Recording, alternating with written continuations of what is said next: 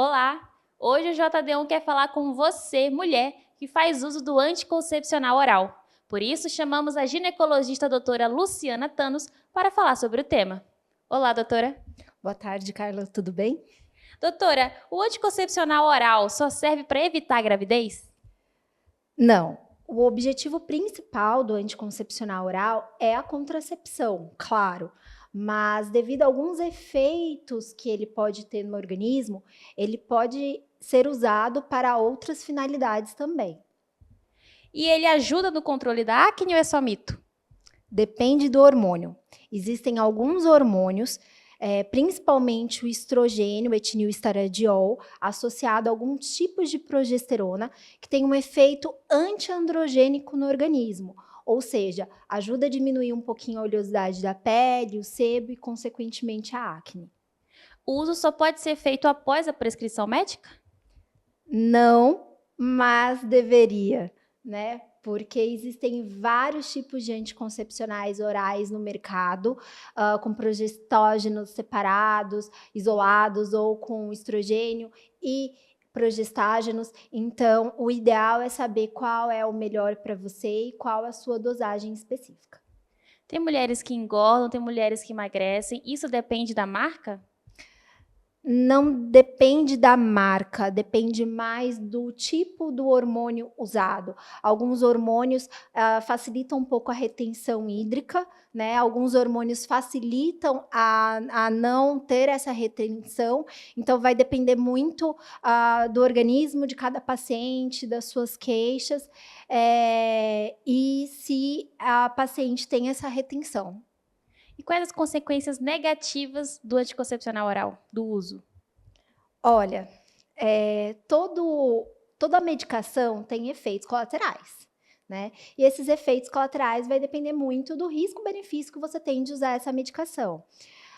O anticoncepcional oral, nos estudos que fizeram deles, alguns tipos podem aumentar risco de trombose, podem causar desconfortos nas mamas, podem causar irregularidades menstruais, podem anular a menstruação também, podem alterar a retenção hídrica, como já falado. Então, depende muito de cada pessoa.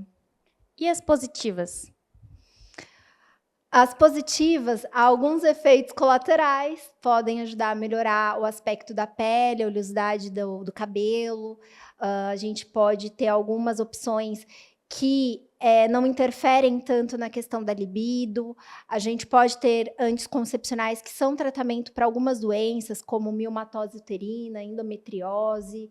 Então, é igual eu falei, a gente tem muitos tipos no mercado e cada um para uma queixa específica. Esses remédios, eles podem ajudar no tratamento de algumas doenças ou até miomas, por exemplo? Eles não tratam, por exemplo, miomas e endometriose. Eles vão amenizar os sintomas. Então, eles vão promover uma diminuição, provavelmente, do fluxo menstrual ou até a parada do fluxo menstrual, e diminuindo, assim, os sintomas, né. A queixa principal de quem tem miomatose uterina, por exemplo, é o aumento do fluxo menstrual. Com o uso do anticoncepcional, isso deve melhorar. Doutor, e se a mulher quiser parar de tomar o anticoncepcional oral, como é esse processo? Ela deve ser orientada pelo ginecologista ou pelo médico dela a fazer esse procedimento de parada de tomar a medicação, né? Porque por que ela quer parar? Ela quer parar porque ela quer engravidar? Então a gente tem que entrar com uma suplementação para prepará-la para a gravidez. Se ela quer parar porque ela vai trocar de contraceptivo, ela também deve ser orientada quando é o momento certo para isso. Então eu realmente oriento procurar um médico para fazer essa orientação melhor. Ronaldo, qual a composição do anticoncepcional? Então, na verdade, é meio variado, mas basicamente ele trabalha com dois grupos. Ela tem um derivado de progesterona e um derivado aí de estrogênio, tá? Então, às vezes, o que ocorre é que muda um pouquinho, um maior, um menor o outro, né? Mas é basicamente isso, é estrogênio e progesterona, que são os hormônios femininos. E qual desses elementos faz com que esse remédio seja perigoso para a saúde da mulher? Na verdade, o mais prejudicial, pelo menos assim, é o estrogênio. Então, quanto menor o estrogênio, melhor. Até uma questão aí de risco de embolia, de trombose, né? Mas, via de regra, eles são medicamentos seguros, aí, só que tem que usar com acompanhamento médico regular. E qual que é o menos perigoso, a pílula ou a injeção? Na verdade, olha só, é que a composição é mais ou menos a mesma, tá? O que muda é o modo, a posologia, a facilidade de utilizar o medicamento. Então, quando a gente utiliza a injeção, a pessoa toma uma única vez, está o mês todo livre, em alguns casos 90 dias sem precisar tomar novamente. E a pílula, se a pessoa tem dificuldade ou esquece, ela é mais complicada. Mas em termos de utilização, os efeitos vão ser os mesmos e, consequentemente, os riscos também. O que vai mudar é a composição, porque às vezes a injeção ela tem somente progesterona, e aí tem um outro tipo de risco que já não é o de trombose, né? O que faz com que esse remédio não seja 100% eficaz? Tá, vamos por partes. Então, o eficaz seria não prevenir a concepção, ou seja, a pessoa fica gestante, fica grávida mesmo utilizando. Então, a maioria das vezes é o esquecimento mesmo, a pessoa esquece de tomar, no caso que é um dos problemas aí do medicamento via oral, mas a gente tem casos também de interação medicamentosa que faz reduzir o efeito do medicamento. A gente tem problemas, às vezes a pessoa toma e ingere alguns tipos de bebidas ou medicamentos que acelera a metabolização desse medicamento e reduz o seu efeito. A gente tem uma questão também de interação com o alimento, às vezes, ou a pessoa tem emeses, ela vomita e acaba perdendo a dose. Então, são N fatores aí que pode causar aí uma gravidez indesejada, mesmo utilizando o contraceptivo. E conforme vai mudando as marcas, né? A gente sabe que tem várias marcas. A composição muda em alguma coisa? Muda, mas não necessariamente pela marca.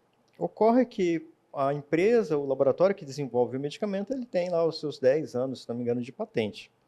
Quando expira, os concorrentes vão copiar aquele medicamento e lança uma infinidade de marcas com o mesmo princípio ativo no mercado.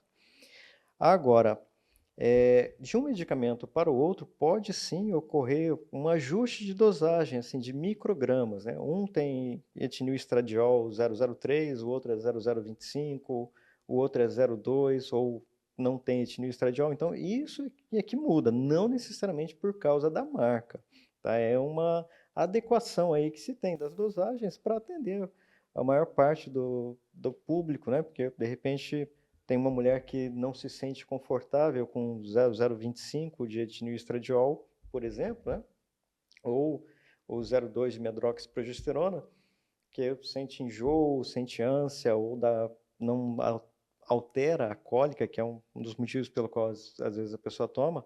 Aí o médico vai lá e coloca, sobe um pouquinho nesse, diminui nesse aí, até encontrar o medicamento adequado. E aí tá rolando boato de anticoncepcional masculino, tem a chance de surgir mesmo? E o que mudaria do feminino para o masculino? Com certeza seria o tipo de hormônio, mas não é que está surgindo. A indústria farmacêutica procura esse tipo de medicamento já há muito tempo.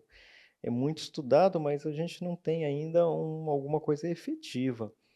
Porque para o homem, o hormônio sexual aí, ele está ligado também à libido, né? Então, diminuir a testosterona, que no caso do homem seria o hormônio sexual masculino, teria que bloquear algum caminho ali para não ter a maturação de espermatozoides.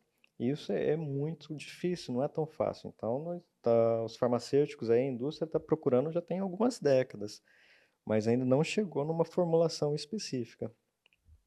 É correto dizer que as farmácias deveriam vender o anticoncepcional só com prescrição médica? Olha, oficialmente, qualquer tipo de hormônio a gente só deveria conseguir mediante a apresentação da receita.